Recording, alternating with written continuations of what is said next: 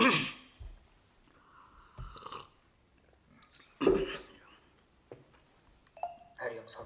Hari Om. Good evening. Good evening, everyone.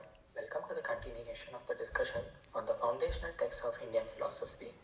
This meeting will be recorded and it will be posted on YouTube. So if you have missed any of the previous discussion sessions, you may find it on YouTube. Also, there will be a question and answer segment at the end of the discussion session. If you have any questions, please feel free to unmute yourselves and ask. Please use the raise hand feature of Zoom in order to maintain the queue. Also, if you are not speaking, please mute yourselves in order to minimize the disturbances. Thank you.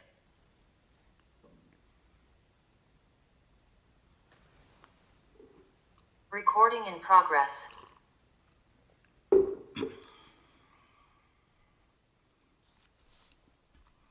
Good evening. Thank you, Prajwal. Namaskar.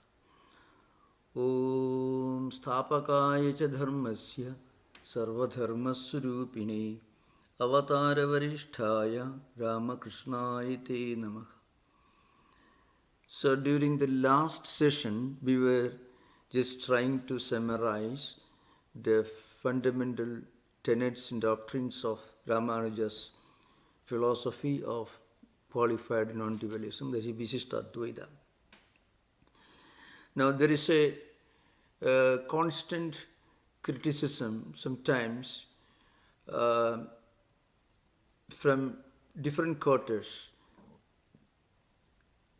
as if there is a contradiction, a total conflict between Advaita and Viśiṣṭādvaita, that is non-dualism and qualified non-dualism. This conflict is only at the level of philosophical debates, dialectical level. When in terms of our spiritual life, there is no real conflict. So, remember, there are two perspectives. Whenever we talk about conflicts, this conflict is only at the level of ideas, concepts with regard to the nature of the Supreme Reality, God, or the status of this world, that is Jagat, and the status of these different living beings, Jivas. So I would like to make that point clear in today's session. Now, the main conflict between Advaita and Viśiṣṭādvaita is with regard to the status of Jiva and Jagat, the individual souls and the phenomenal world. So we'll try to explain a little bit of that. Now, according to Advaita, this phenomenal world, this Prakriti, is not fundamentally different from the Supreme Reality. But there is a difference. This world itself is not Brahman, but it doesn't have an existence independent of Brahman or separate from Brahman. So according to Advaita, Paramatmanaka sakashat abhinna api bhinna eva triguna paramatma shaktihi ajnana padavachya tadubahita paramatma jagato mula prakriti. So, of course, the prakriti is a word used in Sankhya system of philosophy also. In Sankhya system, prakriti means pradhanam. It is one of the two fundamental, totally different, distinct categories in Sankhya philosophy, Purusha and Prakriti. Prakriti is the source of evolution, but it is by its nature non-effulgent, it is jada. It is distinct from Purusha and it is the source of evolution. All the 23 principles constituting this phenomenal world are evolutes of Prakriti, another word is Pradhanam, which is totally distinct as a category from Purusha. So it is a pluralistic system, in the sense more than one reality, Sankhya system. But in Advaita, Prakriti of nature or nature is not fundamentally distinct and different, because if it is treated as a fundamentally different categories, then Advaita itself will be disturbed. I mean, Advaita Hani means it will violate the fundamental doctrine of Advaita, which tells you there is only one reality, Ekameva Advaitam. So Advaitins will tell you that this Prakriti is constituted by three gunas, Sattva guna, Rajo guna, Tamo guna. It is a power that functions within the realm of Paramatman. And its basic nature is Ajnanam. So the word Ajnanam or Avidya used in Advaita doesn't mean ignorance in its simple meaning. Mean ignorance or means lack of knowledge. It's not lack of knowledge or anything. It is not a fundamentally different category. It's a state of our level. I mean, when we are not aware of our true nature, when we have not yet realized our true nature, that we are Atman, that state of absence of our inner awareness is called Ajnanam. So, when we look upon Paramatman, the Supreme Reality, from the perspective of this relative absence of realization, which is called Ajnanam, then it is called Prakriti. That's why Tat Upahita Paramatma Jagato Mula Prakriti. Now, according to RāMāNUJā, Paramatmanaga Sakashat Vastudo Bhinnam Trigunatmikam Pradhanam Jagato Mula Prakriti. According to RāMāNUJā, Prakriti is a distinct and different category, different from Vishnu or Vasudeva or Sriman Narayana. That is RāMāNUJā's concept of supreme reality, Atman, Brahman, Dasaguna, Sakara, Saviṣeṣa. So you have to remember, in the RāMāNUJā system, the supreme surrender or bhakti is towards Vishnu, another name is Sriman Narayana, and Lakshmi. The same surrender idea, Prapatti, is found in Chaitanya Mahaprabhu's system also, Ajintya Bheda Bheda. But their surrender is to Krishna and Radha. So anyway, this we will discuss later, but we have to understand. So, in reality, this world is, or the Jagat or Prakriti is distinct and different from Brahman. It is dependent upon Brahman or God, but it is a distinct category. And again, in Advaita system, Ajnanena Paramatmani eva idam jagat bhasate ayam vivartavadaha. And in RāMāNUJā system, pradhanameva antaryami Ishvara sannidhyat jagadakarena parinamade ayam parinamavadaha. So these are two different schools and approaches in interpreting cause and effect relationship in Indian philosophy. So two of the most well-known approaches. There are many views according to Sankhya Yoga and Nyaya and Vaisheshika, and according to Buddha, different schools of Buddhist philosophies like Vijnanavada, Shunyavada and Sautrantika and Vaibhashikavada, both realistic and idealistic schools of Buddhism. There are different views, and Mimamsakas, there are different views with regard to the cause-effect relationship. How and why this creation takes place, and what is the relationship between all of us and this phenomenal world with God. So in RāMāNUJā system, it is very simple. According to RāMāNUJā, this world Padhanameva antaryami Ishvara sannidhya jagadakarena vartade. So this phenomenal world is actually Prakriti itself. But Ishvara sannidhya, in the presence or due to the antaryamita, means because it is immanence of the Supreme Reality, that Ishvara appears, not appears, actually have become, according to RāMāNUJā'S system, the Ishvara has become this world. So, Jagadakarena Parinamade, I am Parinamavadha. Parinamade so means really becomes, transforms itself. In other words, God Himself has become this world. God has evolved and has undergone modification, real change, and have become this world. And all of us are the Chit and Achit. All the Jivas and the Jagat are evolutes or the effects of evolution taking place from God. God has evolved and become all this. Really, God has transformed Himself into this world. The really is very important. Because in Advaita system, this transformation is there, but it is only apparent transformation. I gave the example for this. It is called Vivarta.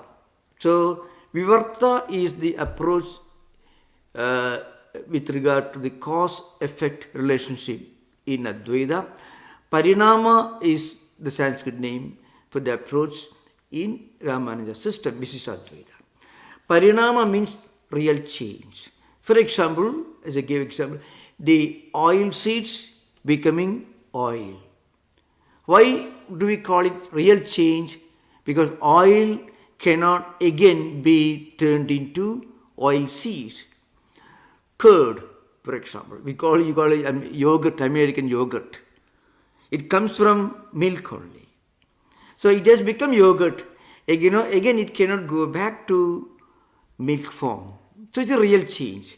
These are two fundamental realities which have got the same status of ontological existence, which means they are equally true.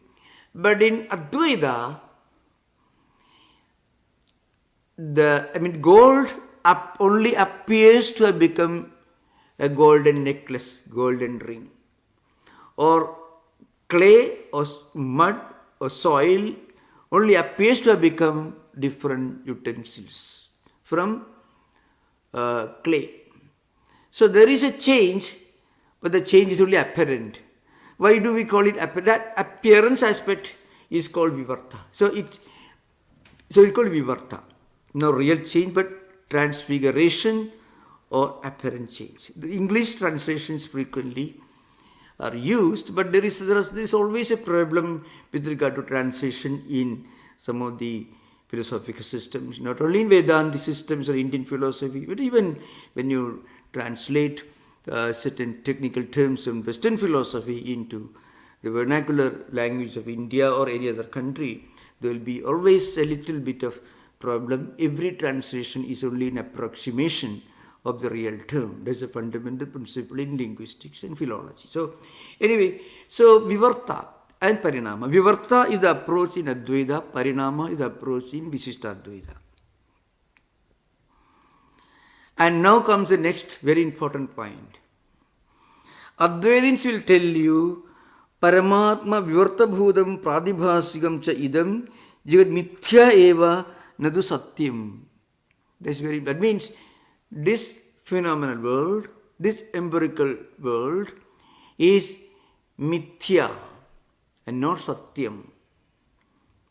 Brahma satyam, jagat mithya, jivo brahma eva na aparaka.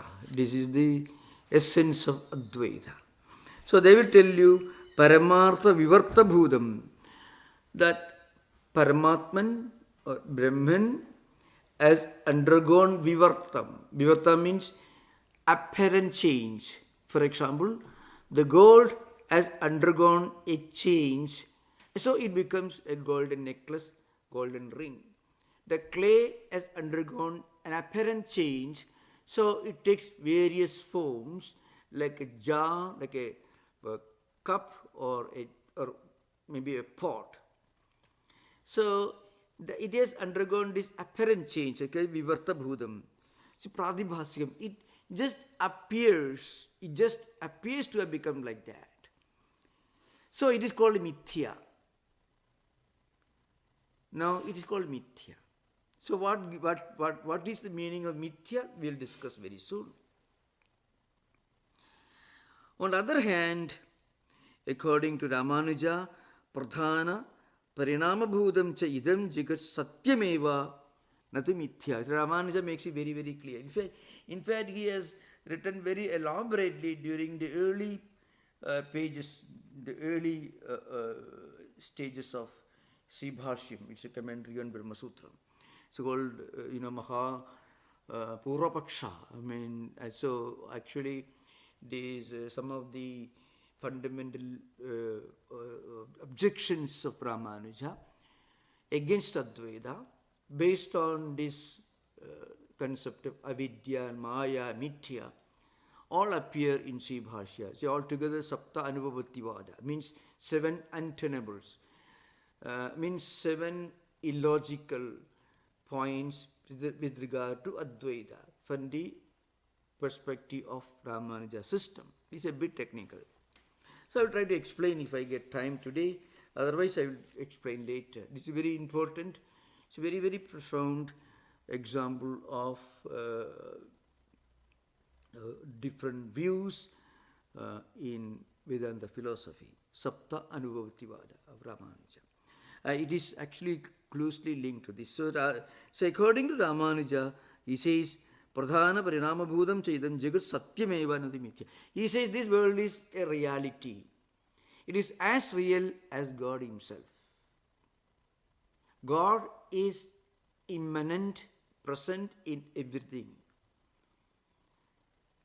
It is antaryami. It's an immanent reality. It's an indweller. So now in contrast to this, Shankaracharya will tell you, well, if you look at, let's say, human being, a man or woman, who are just human being, who is he? Ramanuja will tell you, he is a body-mind complex in which God is present as an indweller, as antaryami. So he uses the word pradhanameva antaryami Ishvara sanidhyat. So this applies to external world, achit, and also chit, all living beings. The only point is, all living beings, they are also effulgent, their chaitanyam is there, antaryamitvam is there. But in terms of status, there is a fundamental difference. Ishvara is chaitanyam is infinite. But for living jivas, ordinary jivas, individual souls, there is a limitation. So Ramanuja says, this world is real. In other words, what he says is, this pot has become a jar made of, clay has become a pot made of clay. And the same clay has become a jar. So he will tell you that the different shape and the name, Nama and Rupa, will give each mud cup a distinct entity, a difference. And that difference is fundamental. That's what Ramanuja says. And of course, Madhvacharya also will say the same thing. But still there is a relationship between the jar made of clay, the pot made of clay. All these utensils do have a relationship with the clay. So there is antaryamitum, so apradhak siddhi. I mean, this is non-distinct, but still not the same. So Viśiṣṭādvaita contains elements of Dvaita and also elements of Advaita. Distinction, difference is there, but at the same time there is also an element of identity. Still it is not technically called Bheda, Abheda, because Bheda, Abhedavada is a different school, technically in Vedantic tradition. We will discuss that later. So Ramanuja says this world is real, because it has got a status it is an ontological status which makes it distinct from Brahman or Ishvara. Now, in contrast to this, Shankaracharya will tell you, Parinama Vivarta Bhudam Pradibhasikam Chaidam Jagat Mithya Eva Nadu Satyam. So, it is Mithya. Now, what is the meaning of Mithya? That requires a lot of description. What is the real meaning of Mithya? Mithya does not mean unreal. It is surprising that the word Mithya, Avidya, Maya, these terms are so terribly misunderstood and misinterpreted. Mithya in Shankaracharya system is not a category. There is only a single category in Advaita, and that category is Brahman. So frequently you find in Vedanta Desika's works, and more predominantly in the Dvaitins' works, with Madhvacharya or Trivikrama Pandita, and most importantly you find in the Vadatirtha, Jayatirtha, and again in Vyasatirtha's Nyayamrita, they would say Mayavadina.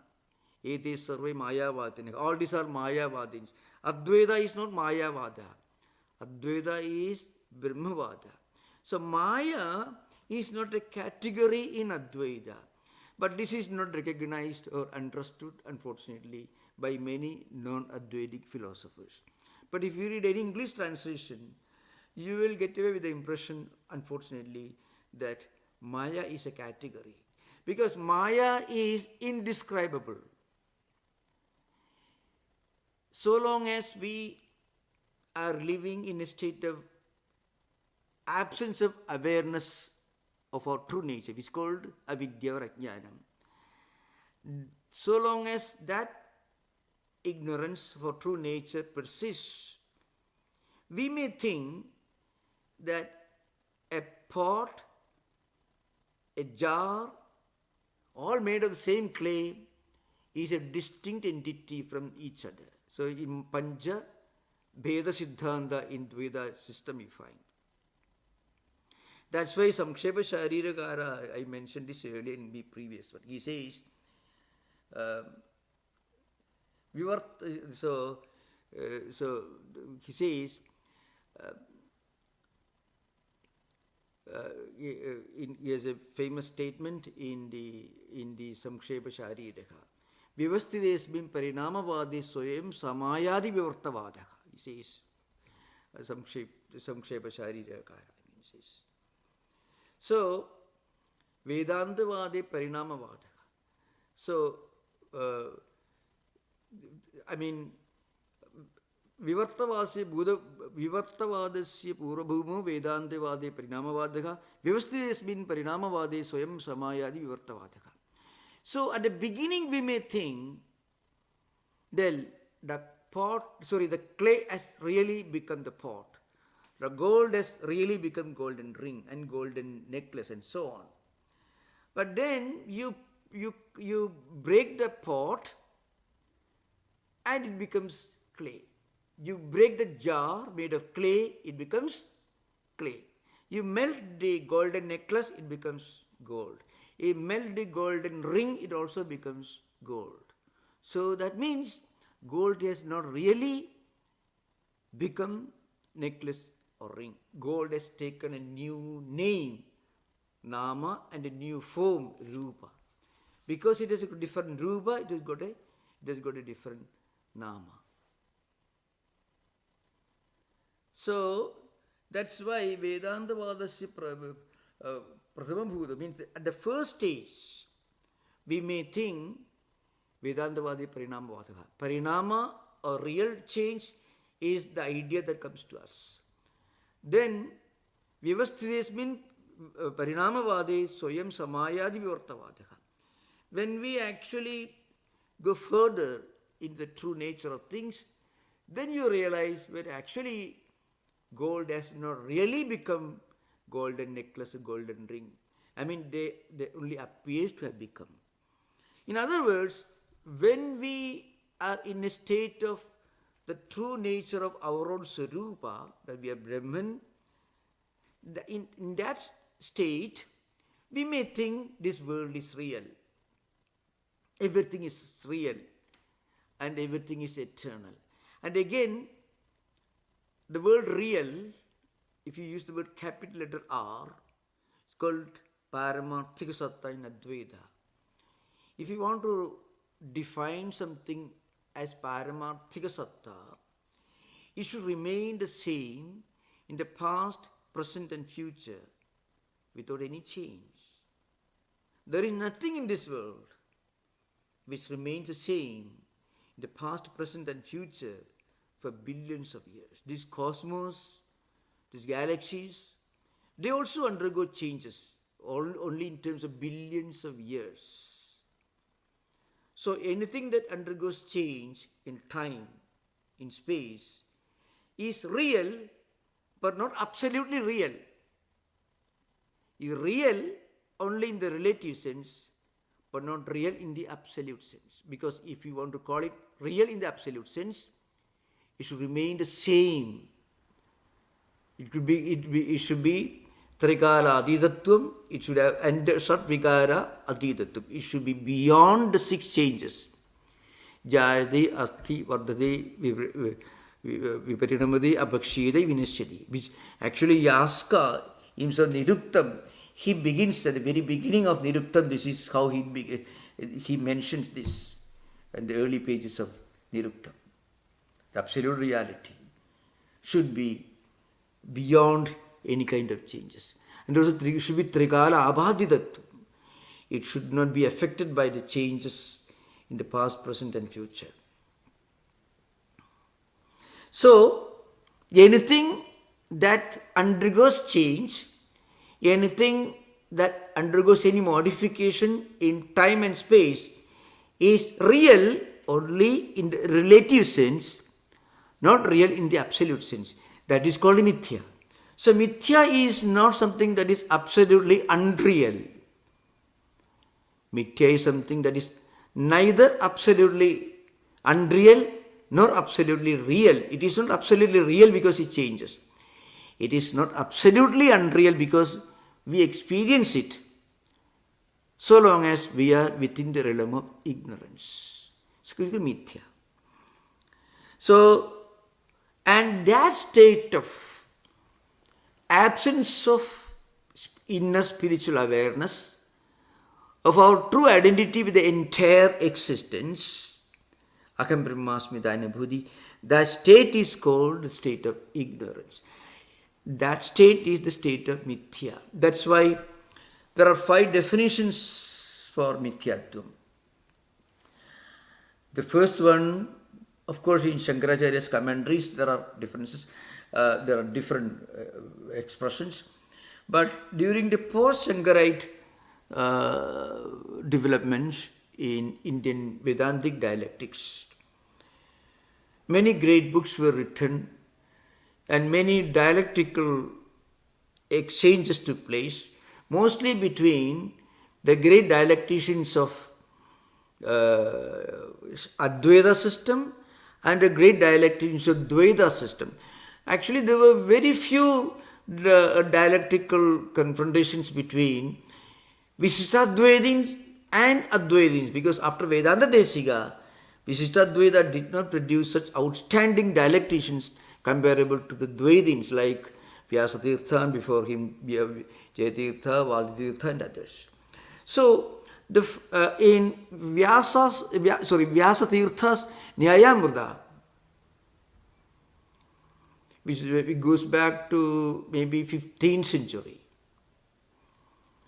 He was the Rajaguru of the Vijayanagar Empire, Krishnadevaraya. So, he wrote this well-known dialectical masterpiece called Nyayamritam. It was an attempt to refute Advaita. So, in that book, what he did, one of the most distinct contributions of that book to India's philosophical dialectical tradition is he took up 5 definitions of mithyatvam. The world is mithya. how this mithyatvam or the mithya nature of this external world is proved to be the reality in 5 important books written by Advaitins. That is Panchapadika of Padmapada, who is a disciple of Shankaracharya, Panchapadika Vivarana of Prakasatmayedi, who followed Padmapada, then the 2 definitions of Mithyatvam in Panchapadika Vivaranam, and again there is an important Mithyatvam definition in Tattwapradipika, that is Chitsukhi of Chitsukacharya. And the 5th one, the 5th definition is in Anandabodha's Nyayadipavali. So Vyasatirtha in his Nyayamrita takes up all these definitions and he tries to refute them in his Nyayamrita.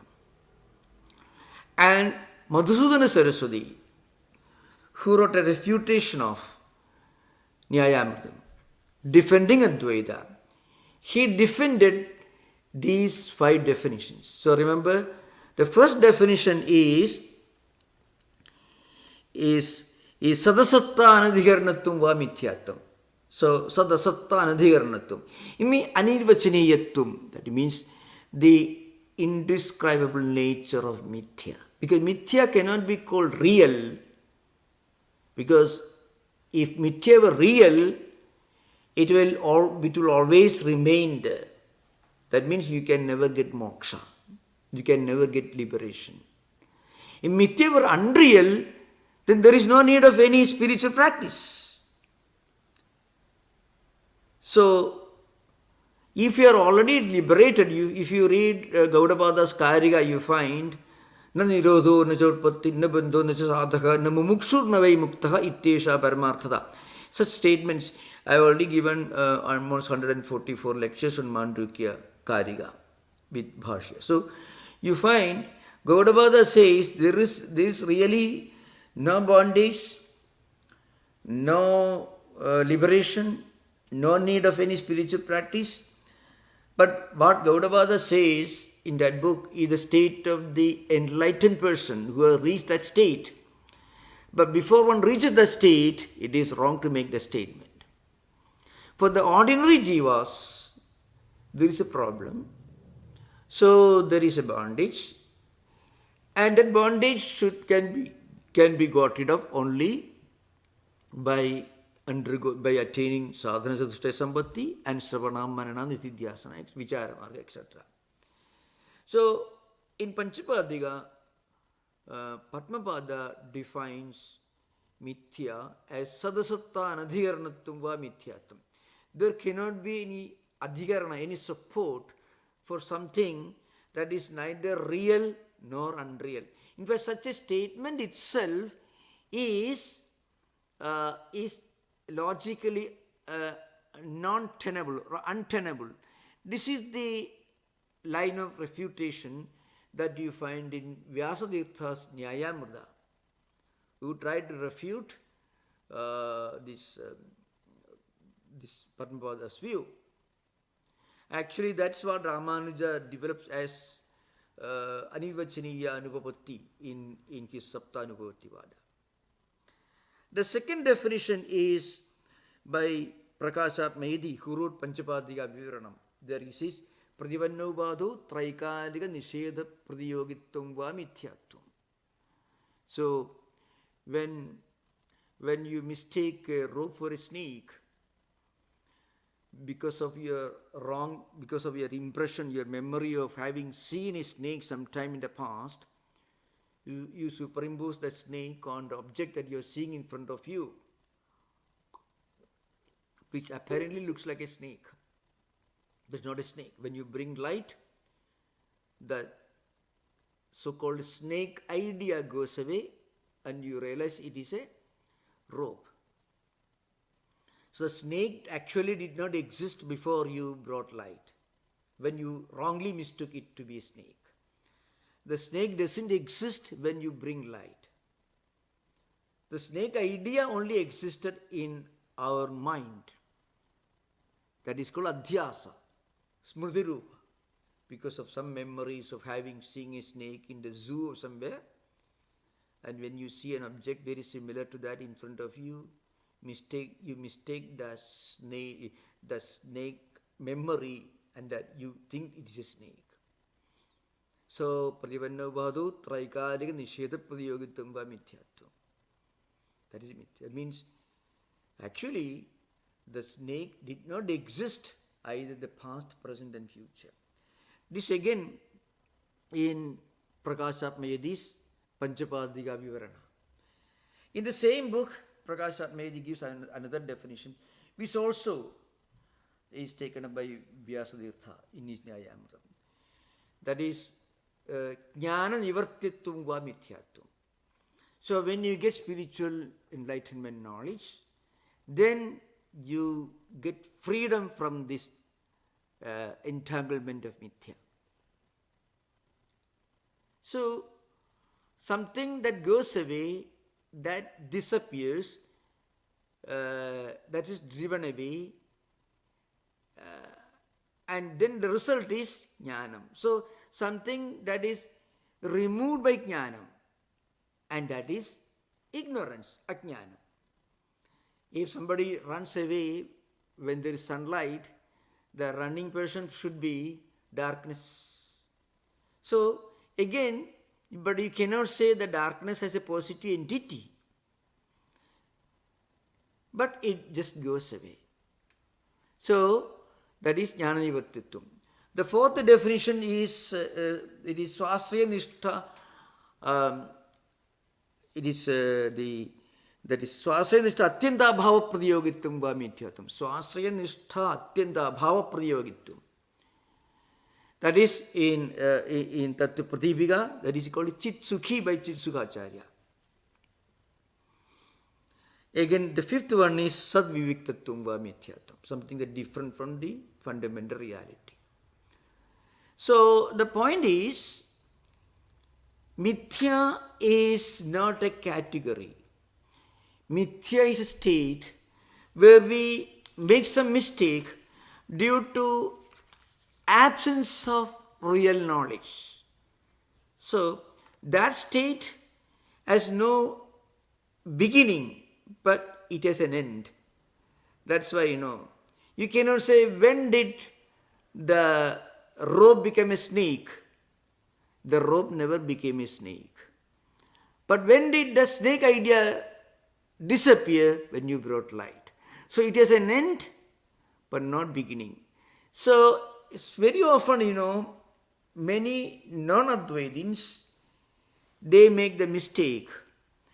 Because Brahman is Anadi and Ananta. It has no beginning, no end. Because it is Shadvikara Atita.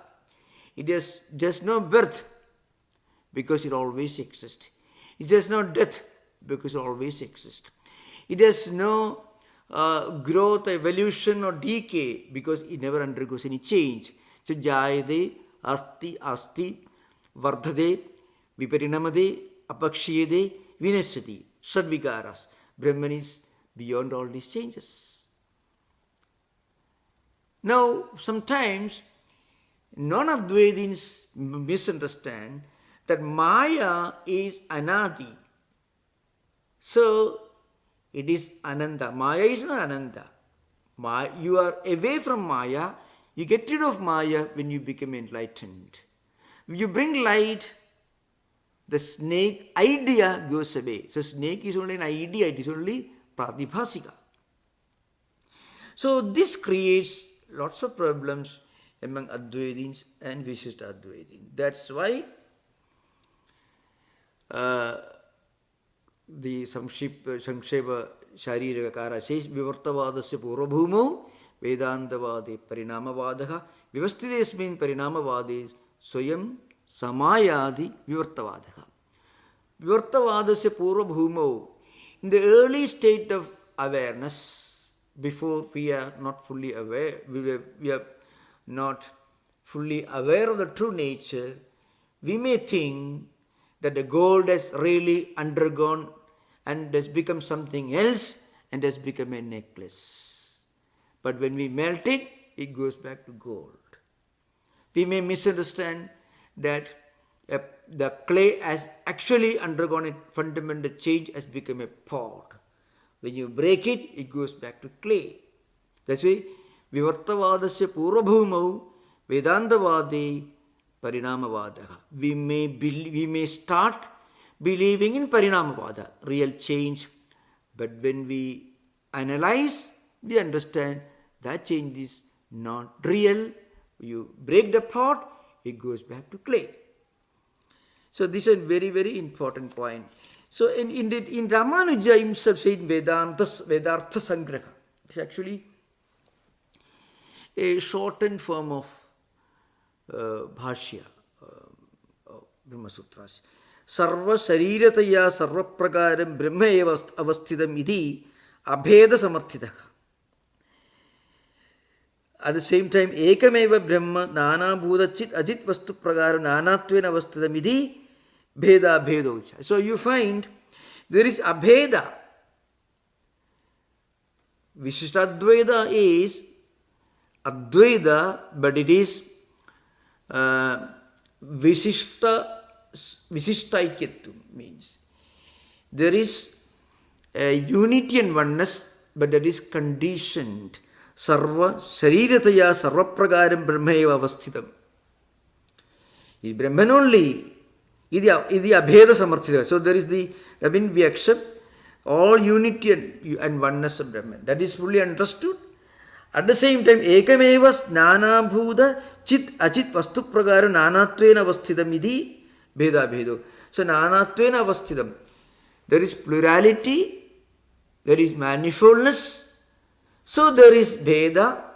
At the same time, there is Sarva Sharirataya Sarva Prakaram Brahmaya Avasthidam. There is Abheda. So you find in Viśiṣṭādvaita both elements of Advaita and also elements of Dvaita. Because conditioned, Brahman conditioned by Chit and Achit. So all these ideas of, Sharira, Shariri, Sesha, Seshi, Niyanta and Rakshaka, Rakshya, all these Amsha, Amsin, all this you can find. Niyanta and Niyamya are two different. Niyamya is this Jivas and Jagat. Niyanta is Brahman. So there is a difference, and also there is a non-difference. Advaita is there, Dvaita is there. So Anivachiniyam cha idam jagat ajnanadoshena bhasade iti Anirvachiniya Khyadi. So Khyadi Vada is an important element in Vedantic dialectics.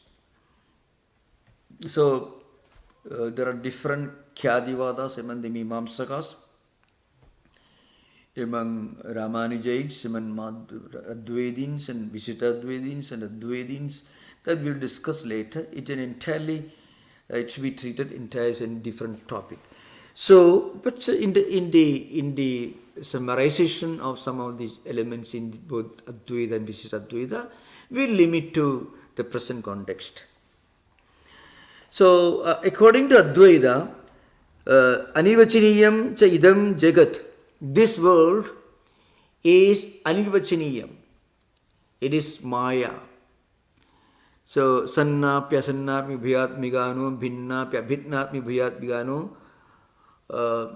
Santapya Santapya Bhayat Migano, Mahad Buddha Anirvachiniya Rupa. So, neither Sat nor Asat. Sannapya Sannapi Bhayat Migano, Bhinnapya Bhinnapmi Bhayat Migano. It is neither Bhinna nor Abhinna nor the combination of both. Sangapya Asangapi Bhayat Migano.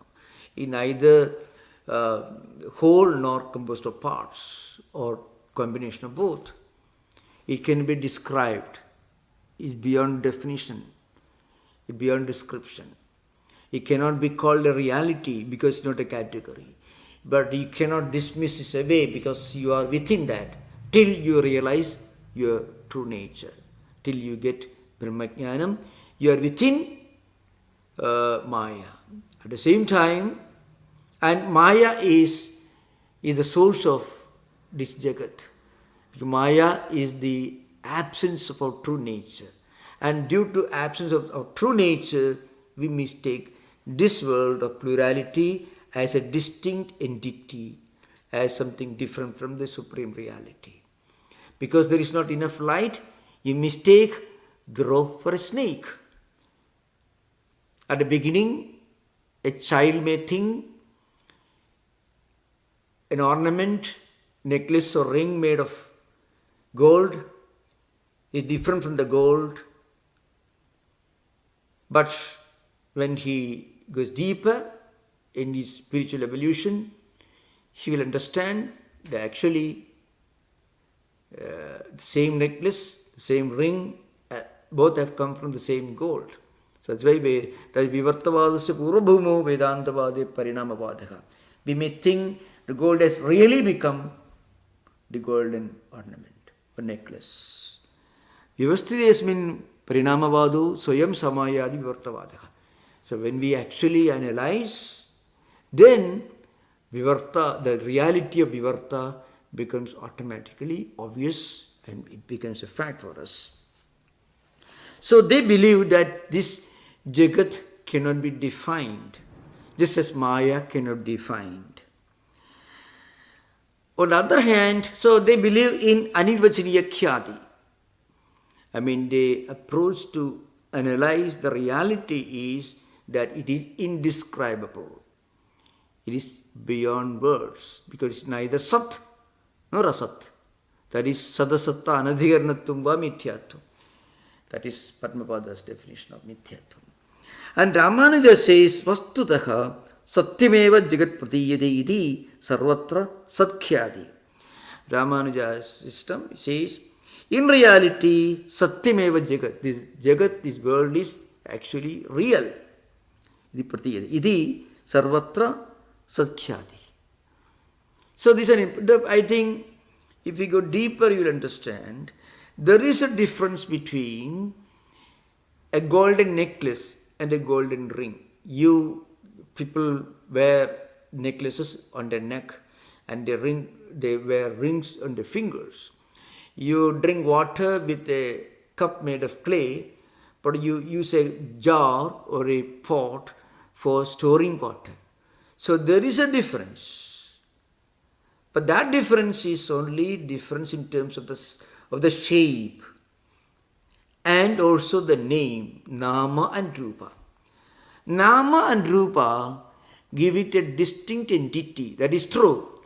But that distinct entity is only conditioned. You break it, it goes back to the same clay. You melt golden ring and golden necklace, it goes back to same gold. So this is an important thing. Or put it another way, well, we can say, suppose you take let's say a fruit. A fruit has got a seed within, and the tree that gives you the fruit comes from the seed. Only if you plant a seed, you get a plant, you get a sprout, and it becomes a tree. But then a seed cannot exist. Normally you find a seed has got lot of other things around it, then only it's called a fruit. An outer shell, then something inside, and inside of everything you find a seed. So in reality, seed is the real thing. Because if you just plant a seed, you get a tree. If you plant the outer shell, you won't get a tree. But then without the outer shell, the seed cannot exist in this world. Nobody will buy a mango seed. You will buy only a mango. This is a fact. So in a way there is a truth in Viśiṣṭādvaita and there is a truth in Advaita also. So from a spiritual perspective, you evolve from Viśiṣṭādvaita towards Advaita. you begin with Dvaita, the Panchabheda Siddhanta, there is difference in everything and between them. Difference between different jivas, different entities in Jagat, and again difference between Jiva and Ishvara and Jagat and Ishvara, the difference among themselves. And then when that's when Dvaita, Panchabheda Siddhanta, and then as you evolve, you find, well, there is same divine reality present in everything, everywhere. Still they don't appear to be the same. There is Bheda and Abheda. There is Advaita is there, but Advaita seems to be Viśiṣṭā, conditioned by internal changes. That's why RāMāNUJA accepts Swagata Bheda. So, this is an important thing to remember. But at the same time, we know that the reality behind every fruit is the seed, because seed is the real thing. That's the source of the fruit and the tree from which the fruit comes. So, we will continue this discussion next class. We can ask questions. You are most welcome. Yeah. Thank you. Sri Ramji has raised his hand. Sri Ramji, you can go ahead. Yeah. The path of Jnana Yoga appears to fit the template of what Sri Shankaracharya defined. Rather, it's a step followed by the Atma Vichara via the Tattwamayanandaji. Could you slow down your conversation? I mean, slow down. No, Swamiji. Yeah. So the path of karma of Jnana Yoga Yeah. appears to fit the template of Shankaracharya Yeah. in the sense that sadhana acquisition of sadhana step followed by the Atma Vichara via Yeah. Shravana Manana Nididhyasana.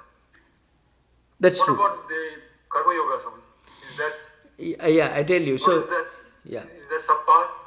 So, Karma Yoga is the very beginning, is a kindergarten in spiritual life. At the same time, Karma Yoga is natural to the highest spiritually enlightened person. Karma Yoga becomes a natural habit for every enlightened person. But for those who are beginning the spiritual life, they have to begin with Karma Yoga. Because Karma Yoga helps you to attain Chitta Shuddhi, mental purity, and eventually you get the spiritual prerequisites which will help you to evolve in spiritual life. Another very important point, so I want to mention this, very important. It's very important. You mentioned Sadhara Dushta Sambhati. It's very important. Now, those who may be beginner, that is these the four important disciplines, that is Nitya Nitya Vastu Viveka, Igamutra Phala Bhoga Viraga, Samadhi Sarka Sambhati, Mumukshutvam. A kind of a sense of what is real, what is unreal, then give up the unreal, upholding the real, and then certain internal disciplines, external disciplines, and a strong urge for liberation, spiritual enlightenment.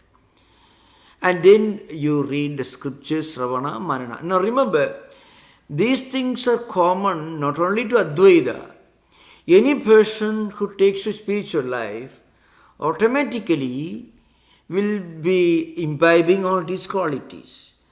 It is clearly mentioned and defined in Vivekachudamani and also in the Sanskrit commentary by Sringeri Shankaracharya. It's a well-known commentary.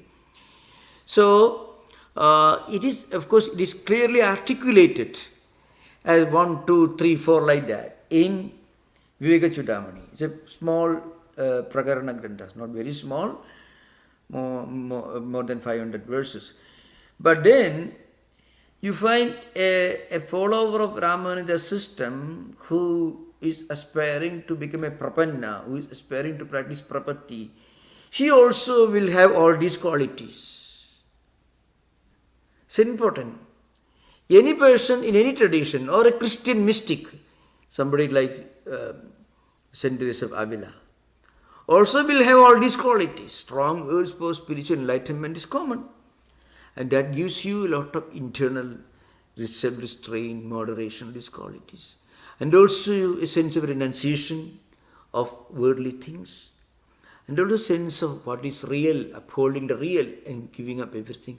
So these become natural for any person who takes to spiritual life.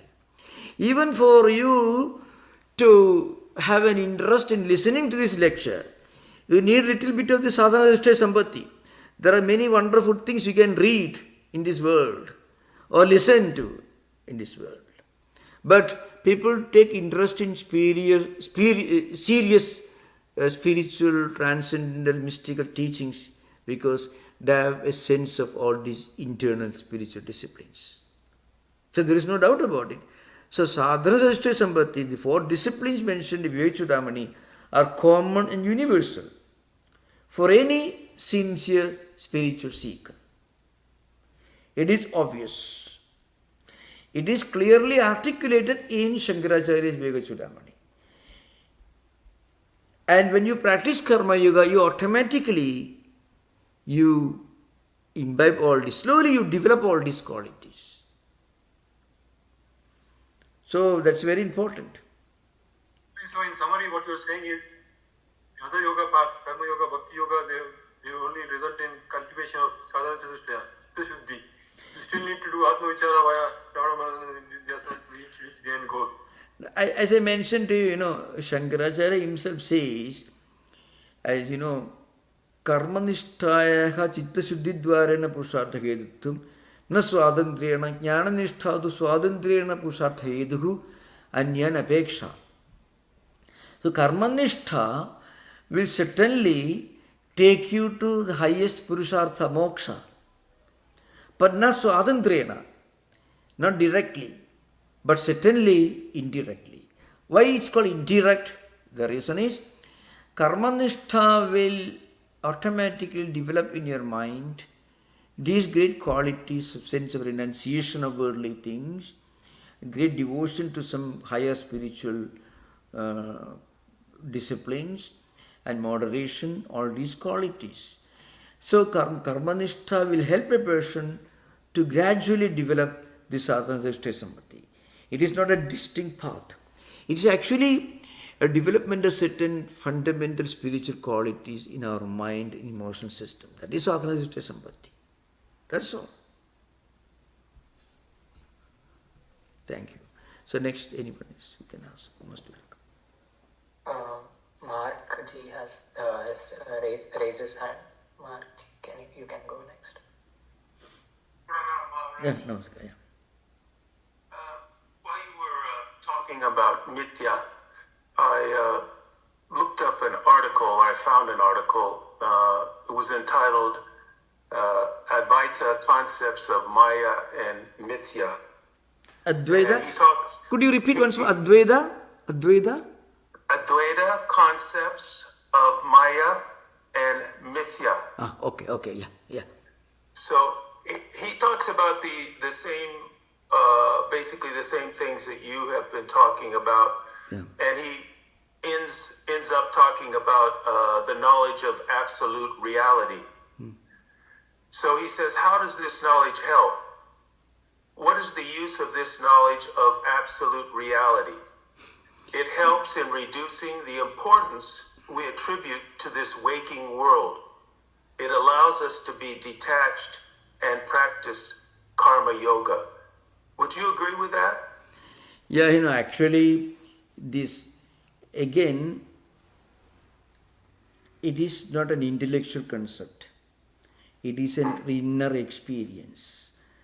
But at the same time, even as an intellectual concept, the idea that everything in this material world is transient, is impermanent, it helps you. And it can help you to practice unselfishness, inner detachment in our everyday life.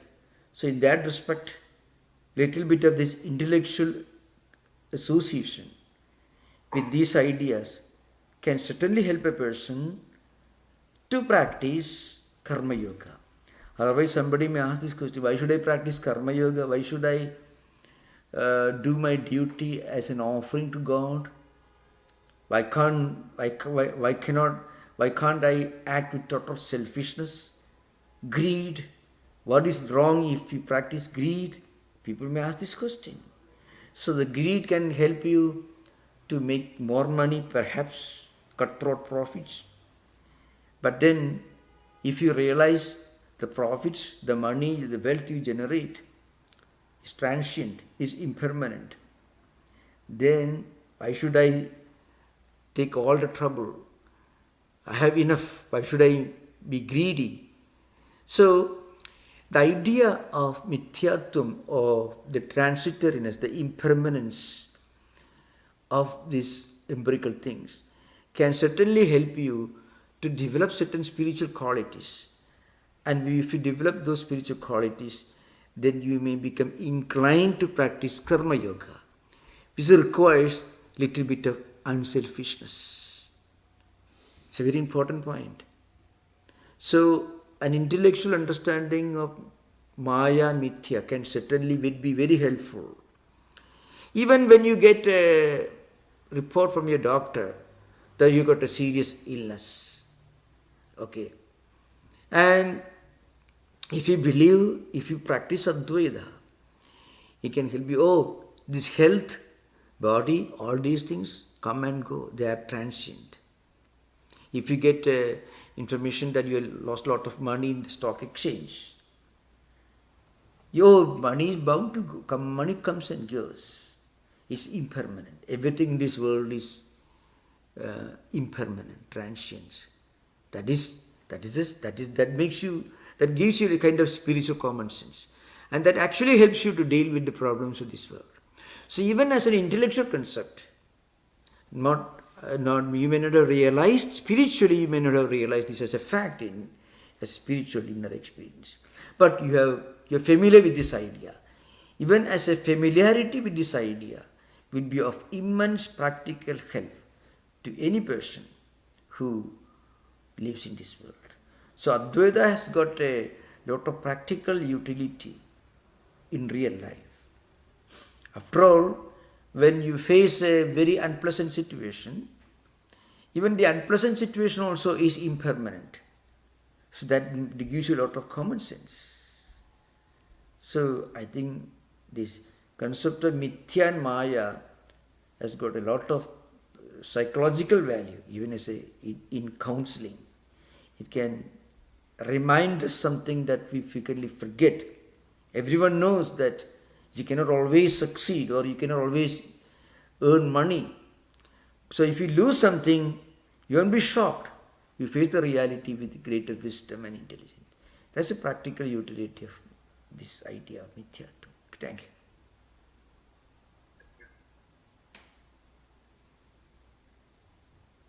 I don't see any other. Yeah. David G has raised his hand. Okay, thank you, Prajwal. You don't have any question? No, David G. Huh? You don't have any question, Prajwal. Why don't you ask a question? I'll ask next. Okay, thank you, Prajwal. Come on, David, yeah. Swami, Yeah, you did explain, but I'm still a little confused yeah. as to why Viśiṣṭādvaita is called Advaita at all. I told you earlier, Viśiṣṭādvaita is called Advaita because there is an element of unity and oneness in Viśiṣṭādvaita. Why unity and oneness? Because God is present in everything as Antaryami. Sarva Sharirataya Sarvaprakaram Brahmeva Avasthidam. Brahman alone, Brahman in Viśiṣṭādvaita concept means Vishnu or Lakshmi or Srimad Narayana. The same Lord God exists in all bodies. They are parts, amshas. And God is amshin, the whole. Everything is amsha. So again, God is a controller. Everything is controlled by Him. So niyamya niyanta. So there is a kind of relationship. And there is a kind of non-distinction because God is present in everyone as a spark, divine spark. But still, all the jivas in this world are not equal, not the same as God. There is a distinction. So there is a distinction. This is a non-distinction. Non-distinction, sarva sarirataya sarva prakaram brahma eva avastha. Same Brahman exists in all bodies, in all entities, so many different ways. There is abheda, means there is a non-distinction, non-difference. At the same time, it is ekameva Brahma, it is same Brahman, but nana bhuda chit achit vastu prakaram nanatvena. But the same Brahman exists as so many manifold entities, empirical world, and also different living beings, jivas, individual souls, and also the empirical entities, achit. So there is plurality and manifoldness.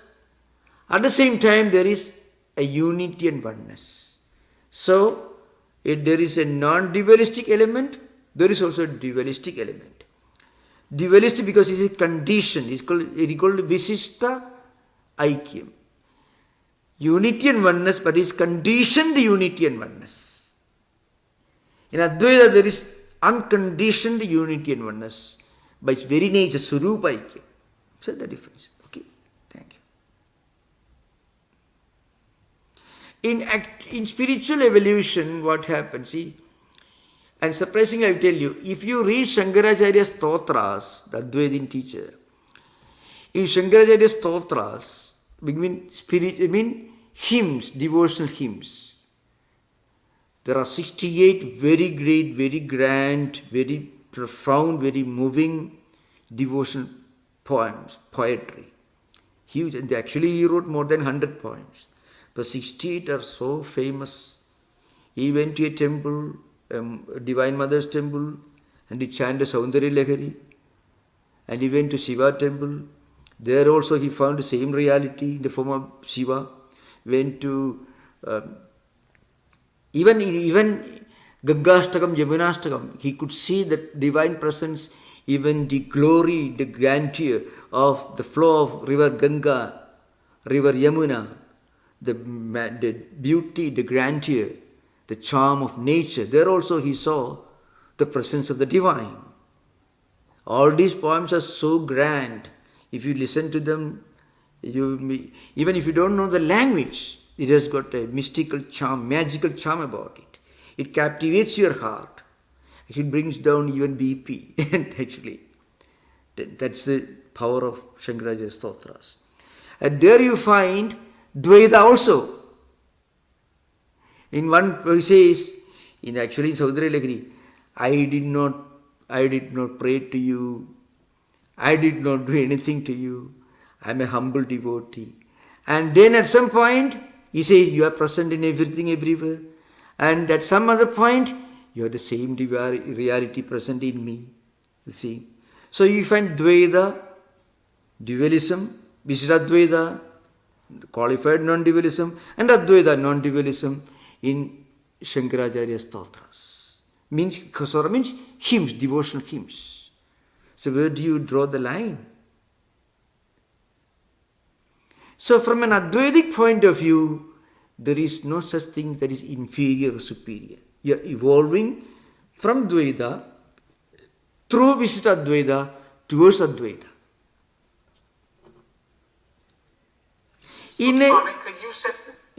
In a broader sense, I tell you, the only example in only parallelism that I find in Christian mystical literature is Meister Eckhart.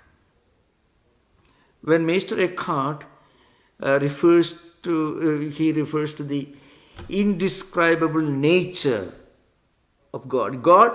To define God as Holy Trinity itself is an incomplete understanding of the indescribable reality, inexplicable reality.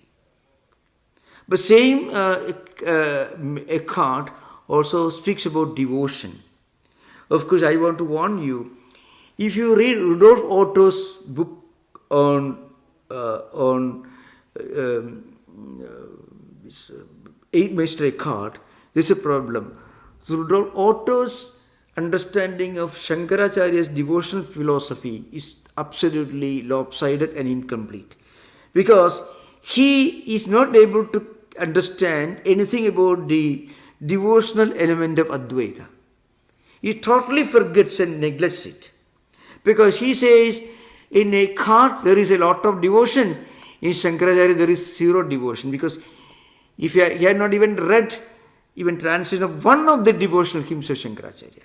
So even Shankaracharya wrote much more than Eckhart on devotion. If you just read, if you just get a collection of Shankaracharya's devotional poetry, that's enough. You can place him as a great Acharya, teacher of devotion. Important thing. So, the reason why I'm making this statement, unfortunately, many of the original books in Sanskrit were not available in translations till our own times. Shankaracharya's devotional poems were not translated into English. On the other hand, many portions of Bhashyas were translated, but devotional poetry was never translated, unfortunately. So that's why many of the Western readers did not have the good fortune to read Shankaracharya's devotional poetry. Of course, T.M.B. Mahadevan and a few other authors recently in 20th century, have written translations. And you can get them from our own bookstore here. Okay, Vedanta, our bookstore, you can find. Okay, you can just get online copies. That some of this, just 5 or 6. I mean, there are many, but some of them are already translated in English. You can get. You can find so much of Dvaita, so much of Viśiṣṭādvaita, so much of Advaita there. That shows in spiritual evolution, you don't draw a line. In dialectical systems, you may put them in different watertight compartments. Thank you. So okay, we can. Prajwal, I was just joking. That's all. Yeah. You play a very important role. Eh? Yeah. I have a question. Sir. Yeah. Thank you. Yeah. Thank you. It might be a little basic, but I had a question regarding what exactly constitutes Karma Yoga. Yeah. You mentioned that Karma Yoga is much more for people who are beginning their spiritual journey. Yeah. So, for people who have advanced in the spiritual journey, won't it be their duty to guide other people also along that path? Yeah. Does that constitute Karma Yoga as well? Yeah. So I had this Thank you.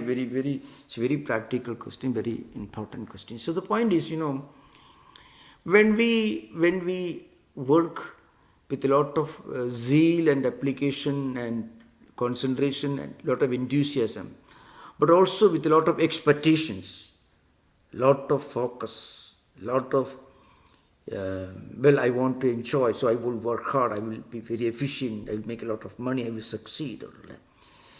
The problem is, you may eventually succeed, but you will not have success in an unbroken succession.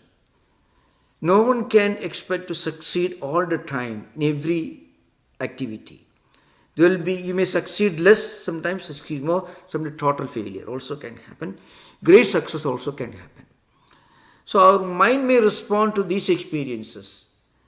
And this response, the way we react to our experiences in life, creates a lot of wounds, it creates a lot of worries, a lot of complaint, a lot of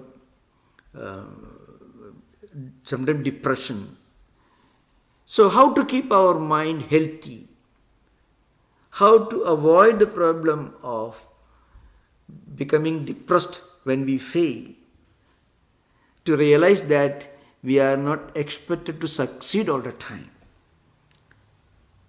It is impossible for anyone to succeed in every undertaking that he goes for. Failure is as much a part of life as success. So, you cannot have a coin with only one side. Then what do? We don't give up work. We work with full concentration. But we keep in our mind that I may not always succeed. There is a possibility, a remote possibility, that maybe I may fail. Once you keep that in mind, slowly you develop the ability to look upon success and failure with the same equanimity of mind. So you work with all enthusiasm, with all efficiency, with all effectiveness. But keep in mind, still I may not always succeed 100%. I may succeed only 99%. So that possibility is there. Once we do this, we develop an ability to look upon success and failure with same equanimity of mind. So, in other words, in fact, I can quote one important verse, it's very important.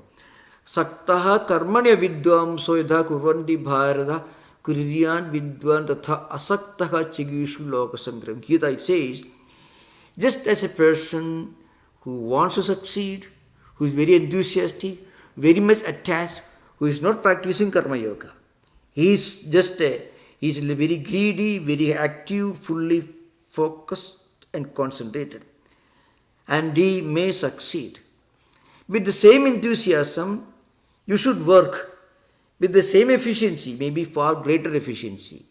But you should not be attached. Attached means you should not be obsessed with 100% success in every activity you undertake.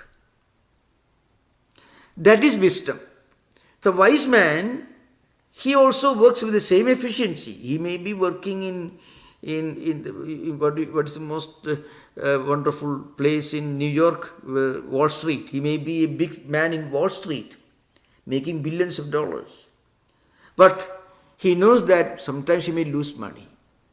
So he is able to look upon success and failure with some degree of equanimity, even-mindedness.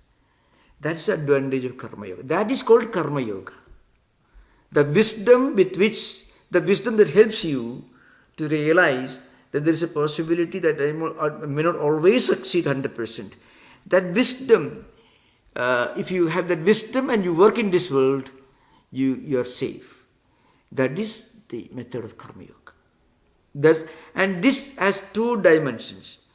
This can be a discipline for a beginner, but it becomes natural for a Buddha. It becomes natural for a Buddha. It becomes a discipline to be deliberately practiced for a beginner. That's the point. Is it clear to you? Thank you for the question. Thank you for the question. Thank you, sir. Thank you so much. Any more questions? Yeah. I don't see any So, other okay, hand. thank you. Maybe I have one more small question. Yeah. Like, Thank you. why does this dualism actually exist in this world? For example, light and darkness. Darkness is basically there is no light. But why is it not there is no absolute darkness as such? There is always some sort of light that is there. I don't think I'm framing the question properly, but why is there dualism in general? Why isn't it less lighted and more light? Why is it like that? Why is it like light and darkness? It is part of human evolution, or intellectual and spiritual evolution. So eventually everyone, from a spiritual perspective, everyone is heading towards the highest Advaita. But no state is wrong or it is so it doesn't mean that something is wrong, something else alone is right. It's a gradual evolution. Dualism also contains some great truths, no doubt about it. Dualistic philosophers, sometimes great devotees, who have a lot of focus on their devotional practices. That's a great thing. But dualism has the possibility of fanaticism. That's the one problem. That's a reality. But dualism also has produced many great devotees, many great men, great women, others. No system, no approach is totally wrong. It's not that if something is right, it doesn't mean the other is wrong. The other is also a gradual evolution towards higher and higher levels of spiritual experience. Thank you for the question. Thank you. Thank you so much. Thank you.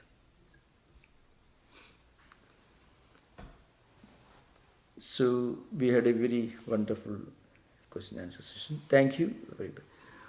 Om Shanti Shanti Shanti Harihi Om Tat Sat Sri Ramakrishna Arpanamastu. Thank you. Wow. Namaskar. Thank you, Swamiji. Thank you everyone. Yeah, thank you.